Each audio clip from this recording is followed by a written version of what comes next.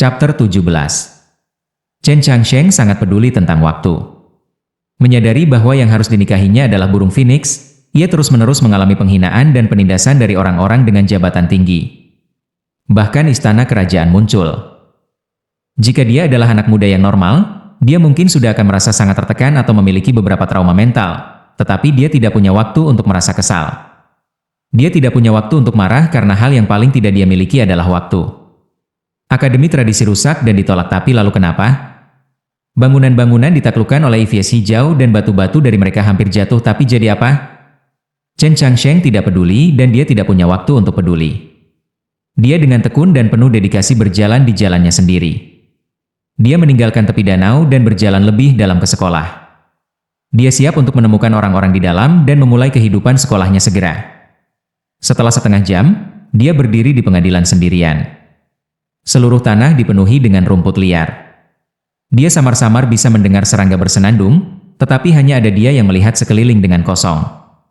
Dia tidak menemukan satu jiwa pun di akademi. Sebelumnya dia berpikir bahwa tidak peduli seberapa rusak dan sepi akademi tradisi, ia memiliki setidaknya beberapa guru atau bahkan petugas kebersihan. Tetapi bagaimana seseorang dapat mengantisipasi bahwa setelah dia mencari di seluruh sekolah, tidak untuk berbicara tentang bayangan manusia, dia bahkan tidak dapat melihat jejak yang membuktikan bahwa orang-orang telah datang ke sini baru-baru ini. Dulu ada bangunan pengajaran yang megah di belakang taman tengah pengajaran klasik, tapi sekarang semuanya hancur. Setiap bangunan di atas lantai 2 dihancurkan.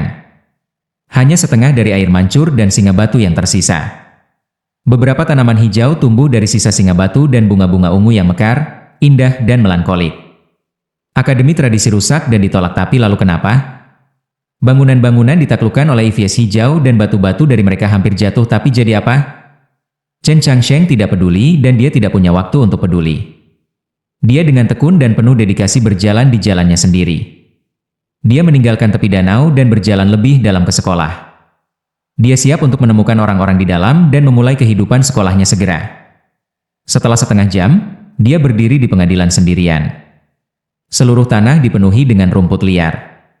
Dia samar-samar bisa mendengar serangga bersenandung, tetapi hanya ada dia yang melihat sekeliling dengan kosong. Ketika dia melihat tujuan, Chen Changsheng adalah tipe orang yang mau melakukannya tanpa ragu. Dia tidak akan berpikir bolak-balik dan dia tidak perlu berteriak, tetapi dia tetap bertekad dan bersikeras untuk bersaing untuk waktu. Tujuannya saat ini sekarang adalah untuk mendapatkan tempat pertama di pengadilan besar dalam setahun. Baginya yang masih belum berhasil memurnikan, tujuan ini benar-benar terlalu jauh.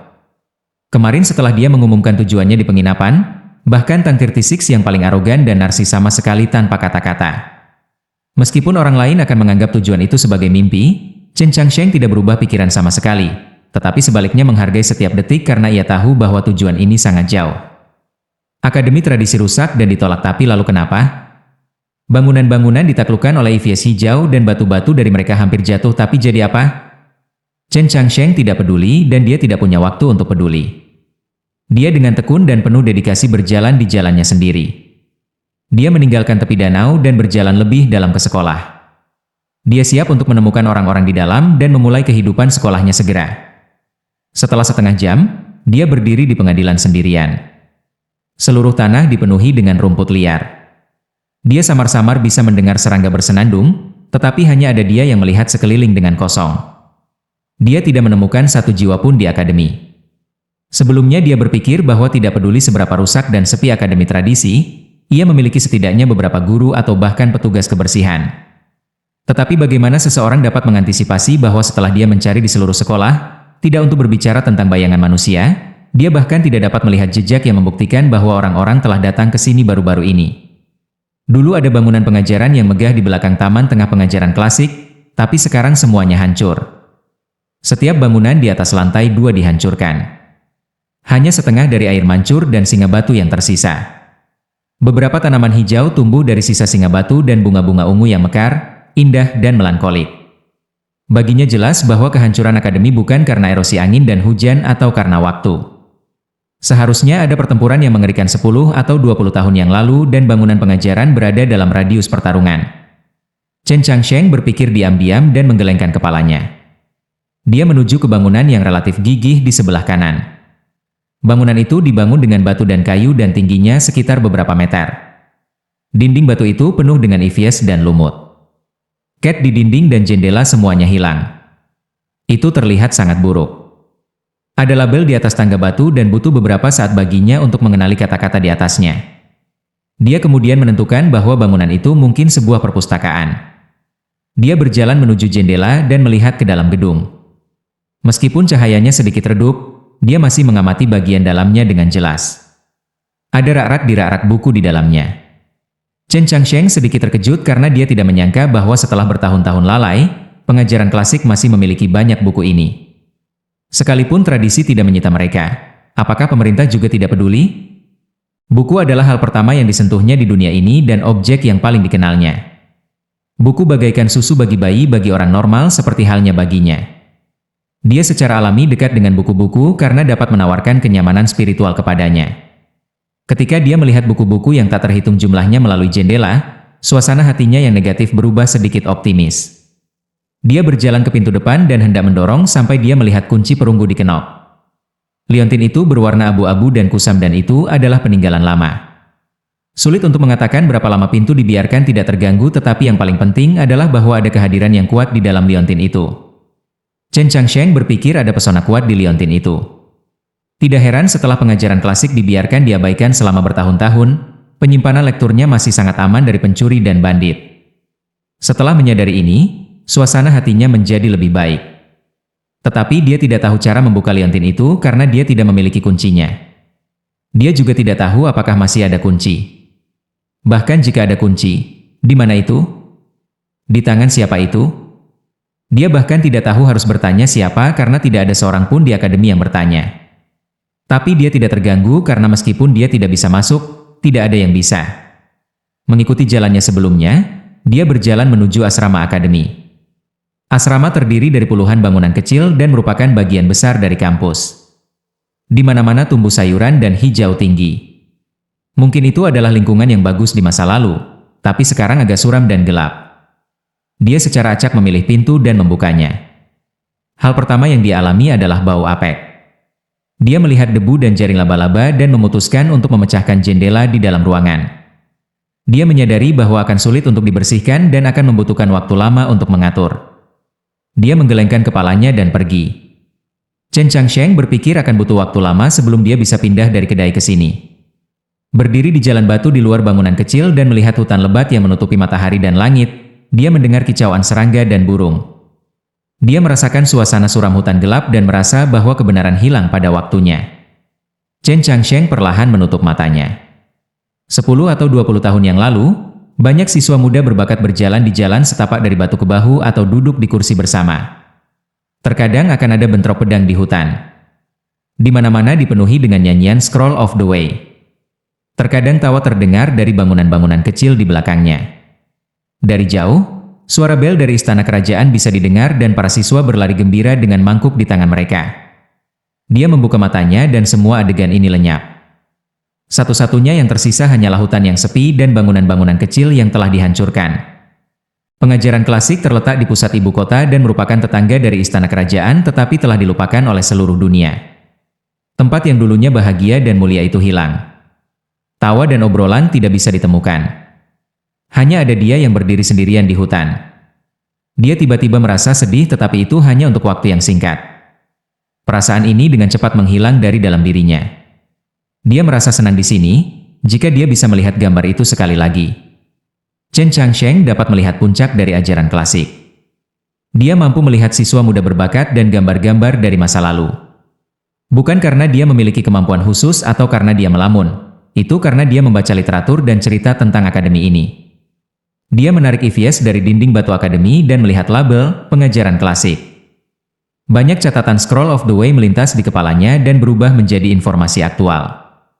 Informasi ini menjadi gambar yang diukir di otaknya. Chen Changsheng tiba-tiba menyadari bahwa dia sebenarnya tahu banyak tentang sejarah dan peristiwa sekolah ini. Itu tidak rumit atau sulit untuk Chen Changsheng.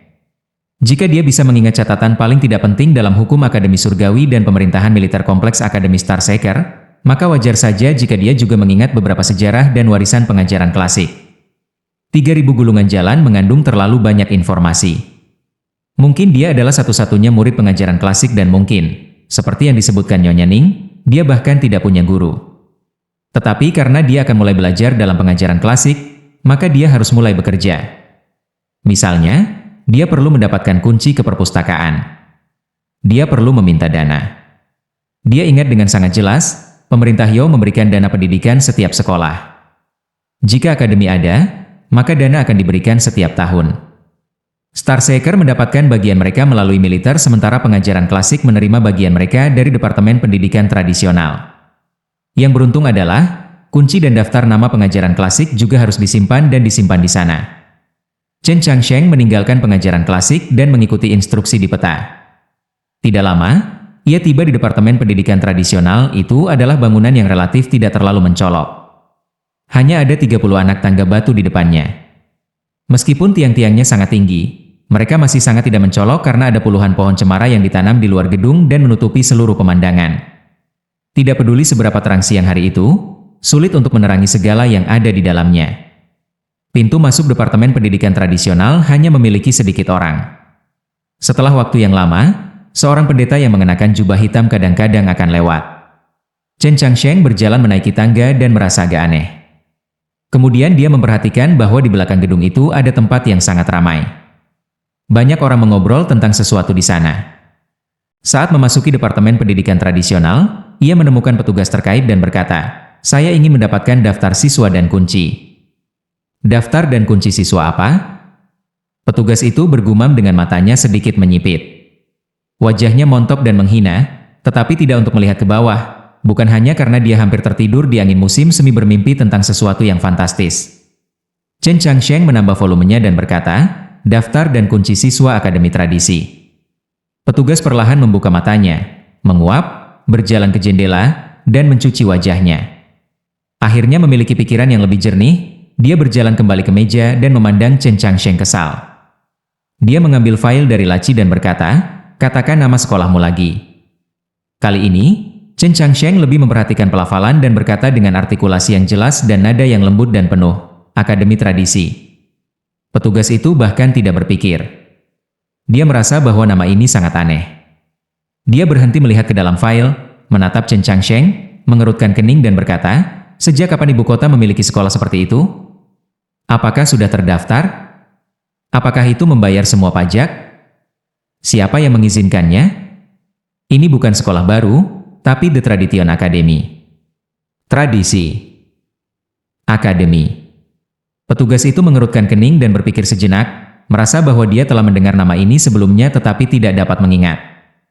Dalam 10 tahun terakhir, ia telah membuat kontak yang tak terhitung jumlahnya dengan berbagai sekolah di ibu kota, tetapi ia tidak pernah mendengar sekolah bernama The Tradition Academy. Tiba-tiba, dia ingat. Chen Changsheng tidak tahu apa yang terjadi. Petugas itu berkata dengan suara yang sedikit dingin, "Apakah kamu bercanda?" Chen Changsheng merasa agak aneh, berpikir bahwa lelucon macam apa yang Anda coba buat? Petugas itu tiba-tiba berdiri, menepuk-nepuk meja dan berteriak, "Apakah Anda pikir ini adalah tempat untuk bercanda?" Chen Changsheng ingin mengatakan sesuatu tetapi tidak mendapat kesempatan. Petugas itu dengan marah memarahi, "Kamu berasal dari sekolah mana? Beraninya kau mengolok-olok guru?" Chen Changsheng berkata dengan polos, "Saya benar-benar seorang siswa dari Akademi Tradisi." Petugas itu menatapnya seolah sedang menatap orang idiot dan berkata, "Berbohong, tetaplah berbaring." Chapter 18. Jangan bicara tentang sekte selatan, tetapi hanya sekte utara. Tradisi itu terletak di ibu kota. Ada 6 gereja suci dan gereja berbakat adalah yang bertanggung jawab untuk mendidik kaum muda. Itu termasuk peraturan Akademi Surgawi, pengajaran klasik, Akademi Imam, dan puluhan sekolah lainnya. Gereja berbakat sebenarnya berada di departemen yang sama dengan sistem pendidikan Yao. Departemen Pendidikan Suci adalah gelar umum yang disebut warga sebagai departemen. Karena departemen mewakili kekuasaan, agama, dan pengetahuan, tidak ada yang peduli untuk menyinggung perasaan itu dan itu bekerja dengan tenang. Chen Changsheng berdiri di lorong kosong dan tertutupi naungan kolom batu raksasa. Dia membalikan kepalanya kembali ke kamar dan mengingat teriakan petugas. Dia berpikir dalam hati, kualitas bangunan gereja suci pasti sangat indah. Sistem kedap suaranya sangat sempurna sehingga tidak ada seorang pun di luar ruangan yang mendengar teriakan petugas. Ada lebih dari 10.000 siswa di ibu kota dan mereka semua berada di bawah peraturan petugas dan pejabat di gedung ini. Mudah untuk mengatakan bahwa mereka sangat sibuk hampir sepanjang waktu. Di atas lantai Malpite mengkilap, kaki yang tak terhitung jumlahnya mengenakan semua jenis sepatu bot dan bergerak di sekitar gedung. Meskipun kerumunan itu seperti gelombang di laut, tidak ada suara selain langkah kaki. Tidak ada yang memperhatikan anak muda di bawah naungan kolom batu dan tidak ada yang secara sukarela pergi untuk berbicara dengannya. Waktu yang lama telah berlalu dan matahari telah bergerak dari timur ke barat. Bayangan akhirnya pindah dari tubuhnya ke posisi timur. Tidak sampai sore seseorang menyadari kehadirannya. Mungkin karena gereja suci hampir tutup, pikiran orang menjadi agak longgar. Berbagai jenis suara mulai muncul di dalam gedung dan tidak senyap seperti di pagi hari. Bisikan terdengar di belakang Chen Changsheng. Bisikan itu sangat rendah sehingga terdengar seperti tikus menggigit sesuatu dan membuat telinganya gatal. Secara naluriah Chen Changsheng menundukkan kepalanya lebih dalam lagi. Apa yang dilakukan anak muda itu berdiri di sana? Saya pikir dia berdiri di sana hampir sepanjang hari. Oh, kamu berbicara tentang anak itu? Saya bertanya sekitar saat makan siang dan mendengar dia dimarahi oleh petugas SIN. Mereka mengatakan dia ada di sini untuk meminta dana pendidikan tahun ini dan ingin mengambil beberapa barang? Pendanaan? Bukankah sudah dirilis pada bulan Februari? Manakah dari akademi yang tidak mendapatkan bagian mereka? Tidak mungkin. Menilai dari gaya agresif para kepala akademi itu, jika kita benar-benar berhutang uang pada mereka, mereka pasti tidak tahan sampai hari ini. Selain itu, bahkan jika kita berhutang pada mereka, mengapa mereka mengirim siswa untuk mengambil dana? Saya setuju. Karena itulah petugas SIN tidak peduli dengan apa yang dia katakan dan menyuruhnya pergi segera. Tetapi saya tidak tahu mengapa anak ini masih tidak mau pergi. Akademi dari mana anak ini? Aku dengar itu pengajaran klasik. Apa? Pengajaran klasik. Ada keributan di kerumunan dan kemudian datang tawa. Lelucon ini benar-benar tidak ada artinya. Tidak heran petugas SIN sangat marah. Siapa yang tidak tahu bahwa pengajaran klasik telah kosong begitu lama? Bahkan tidak ada guru yang tersisa, kurang berbicara tentang siswa. Saya kira itu hanya lelucon bagi mahasiswa baru di beberapa akademi dan anak itu cukup beruntung untuk dipilih oleh para senior. Mereka memerintahkannya untuk mengambil beberapa barang dari kami atau dia tidak akan bisa lulus lelucon. Ya, pesta-pesta penyambutan ini menjadi semakin tidak logis dan terhormat. Tentunya. Mereka bahkan berani datang ke Departemen Pendidikan Suci untuk melakukan beberapa lelucon. Jadi kalian pikir dari akademi mana anak ini? Selain semua ini, lelucon ini tampaknya menarik. Seharusnya menjadi akademi Starseeker. Anak muda itu telah berdiri di sana sepanjang hari dan posturnya tidak berubah sekalipun. Akademi seperti apa selain Starseeker yang dapat memiliki siswa seperti ini? Saya pikir tidak. Aturan militer di Starseeker sangat ketat. Para perang sambutan dalam beberapa tahun terakhir paling banyak mencuri beberapa anak panah dari kamp pasokan. Mengapa mereka datang ke Departemen Pendidikan Suci? Saya pikir taruhan terbaik adalah Akademi Surgawi. Para siswa di akademi itu akrab dengan tempat ini dan tidak takut padanya. Bahkan jika mereka mendapat masalah, anak-anak hanya perlu memanggil keluarga mereka untuk membantu mereka. Departemen tidak akan melakukan kekacauan besar dengan hal-hal kecil seperti itu. Di mata para perwira ini, anak muda itu dengan kepala tertunduk di lorong harus menjadi pendatang baru yang sedih yang diintimidasi oleh seniornya. Ketika mereka berdiskusi, mereka lupa untuk menghindari Chen Changsheng. Meskipun suara mereka rendah, mereka masih terdengar jelas oleh anak muda itu. Chen Changsheng menunduk menatap tanah. Bayangannya terus bergerak di tanah. Ketika hendak menyentuh tangga, dia menyadari bahwa dia menyia-nyiakan setengah hari menunggu dan merasa sedikit suram. Setelah mendengar diskusi ini, ia menyadari mengapa orang-orang sebelumnya sangat marah dan tidak mengizinkannya masuk. Bagaimana dia bisa membuat yang lain percaya padanya bahwa dia sebenarnya adalah mahasiswa pertama Akademi Tradisi setelah bertahun-tahun? Bahkan jika mereka mempercayainya, bagaimana mungkin dia, dalam waktu sesingkat mungkin, mendapatkan kunci perpustakaan, daftar staf sekolah, stempel sekolah dan uang dari mereka? Dia tidak ingin membuang waktu seperti yang dia lakukan hari ini menunggu untuk diterima. Ada bel yang datang jauh dari arah istana kerajaan. Beberapa saat kemudian musik datang dari arah Mausoleum of the Box. Chen Changsheng memikirkan sesuatu, mendongak, berjalan ke kamar yang dia usir sebelum tanpa ragu. Tindakan mendadak seperti itu menarik perhatian banyak orang dengan segera. Dia mendorong pintu dan masuk. Dia berjalan ke meja dan berbicara kepada orang di belakang meja. "Hai, saya ingin mendapatkan daftar, kunci, dan uang Akademi Tradisi. Orang itu adalah petugas SIN yang sebelumnya disebutkan orang dalam diskusi. Menonton Chen Changsheng pergi dan kembali, dia menjadi marah. Dia membanting di atas meja dan berteriak, "Aku sudah bilang padamu untuk berhenti menggangguku. Beraninya kau mengatakan ini lagi. Apakah Anda benar-benar ingin saya membuat orang memukul Anda 20 batang dan kemudian mengeluarkan Anda dari sekolah?" Chen Changsheng berkata dengan serius, "Maka Anda harus membiarkan saya menjadi siswa resmi terlebih dahulu." Petugas SIN mengambil napas dalam-dalam. Dia menekan amarahnya sendiri dan berkata dengan dingin, "Dari sekolah mana kamu berasal?" Chen Changsheng berkata, "Akademi Tradisi." Ketika dia mengatakan ini, emosinya sangat tenang. Tidak peduli apa, dia akan bersikeras. Apapun yang Anda tanyakan, ia selalu dapat dengan tenang mengulangi jawaban itu. "Saya adalah siswa baru dari The Tradition Academy, tidak masalah jika Anda percaya atau tidak. Saya berdiri di sini dan saya akan melakukannya. Tidak masalah Akademi Tradisi atau Akademi Surgawi." Petugas SIN merasa bahwa dia akan menjadi gila. "Bahkan jika Anda adalah adik Pangeran Chen Liu, hari ini saya masih akan memberitahu Anda konsekuensi dari mengabaikan guru. Ini surat rekomendasi saya." Chen Changsheng mengeluarkan lembaran tipis itu dari pakaiannya dan meninggalkannya di atas meja. Petugas SIN awalnya ingin mengambil lembaran itu dan menggosoknya ke dalam sebuah kelompok dan kemudian mendorongnya ke mulut anak muda yang mengganggu ini. Tapi sebelum dia melakukannya, dia melihat sekilas nama yang dikenalnya di kertas itu. Dia tercengang dan tanpa sadar mengambil kertas itu untuk mengkonfirmasi bahwa dia tidak berhalusinasi nama itu. Nama dan tulisan tangan ini memang terlihat agak akrab. "Di mana saya melihat nama dan tulisan tangan ini?" Petugas SIN mengerutkan kening saat dia merenung, tetapi dia tidak bisa menemukan jawabannya. Jauh di lubuk hatinya, dia samar-samar merasa tidak aman. Kemudian dia tiba-tiba menyadari nama siapa itu dan tulisan tangan siapa itu. Meskipun dia tidak pernah melihat tulisan tangan di atas kertas dan tidak pernah melihat nama itu orang pertama, dia tahu nama dan tulisan tangannya. Alasan mengapa itu akrab adalah karena nama Departemen Pendidikan Tradisional memiliki tulisan tangan yang sama dengan kata-kata di atas kertas. Sementara nama itu diketahui oleh setiap murid dari tradisi, tetapi tidak dapat didiskusikan dan ditulis karena nama itu sudah surgawi. Saat berikutnya, petugas SIN melihat dengan jelas cap merah di atas kertas. Dia merasa kakinya tiba-tiba kehilangan kekuatan mereka dan mereka berkedut samar. Dia mengalami akrofobia dan gejala-gejala seperti itu hanya terjadi ketika dia pergi mengunjungi kuil bulan di Istana Intelektual.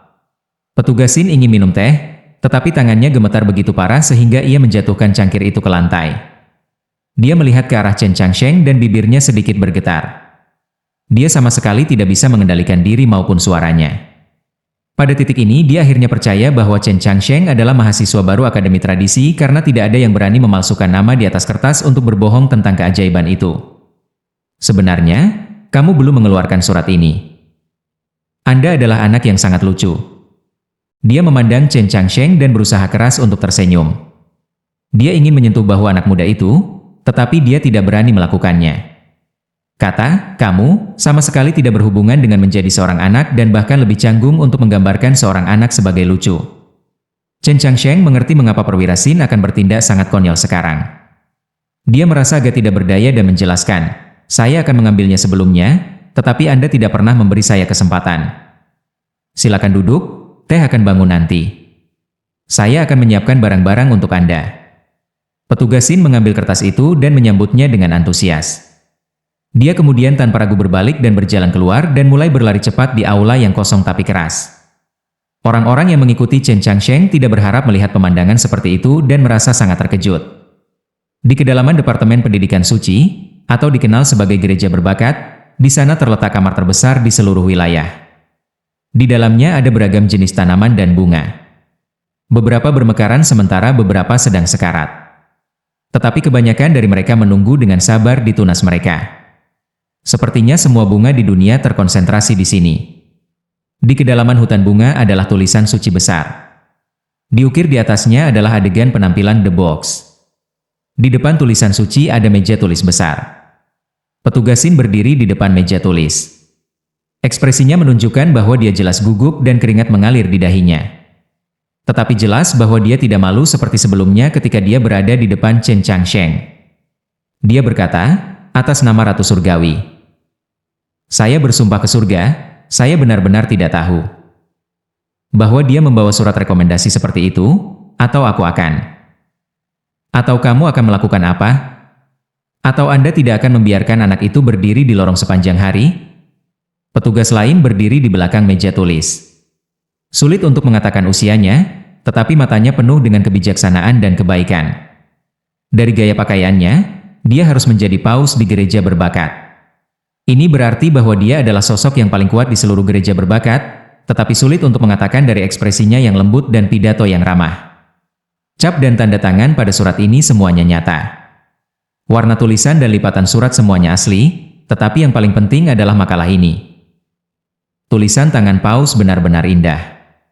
Bahkan setelah melihatnya berkali-kali, saya masih terkesan dengan itu. Saya ingat 10 tahun yang lalu ketika paus diundang oleh Ratu Surgawi untuk mengajar sang pangeran dan Nyonya Moyan. Paus gereja berbakat bernama Mei Lisa. Dia melihat petugas pribadinya dan tiba-tiba senyum di wajahnya menghilang. Dia berkata dengan dingin, "Baiklah, barang-barang tua ini seharusnya tidak dibesarkan lagi. Tidak masalah apa latar belakang siswa muda ini Chen Changsheng. Juga tidak masalah jika dia adalah siswa pertama pengajaran klasik selama 10 tahun. Yang penting adalah, apa yang diwakili oleh acara ini? Apakah paus berencana untuk membuka kembali pengajaran klasik? Jika itu benar, bagaimana seharusnya kita, bawahan, bereaksi dan membantunya? Semua ini perlu Anda sadari dan pelajari. Pelajari makna dan semangatnya. Lanjut di video chapter berikutnya. Terima kasih.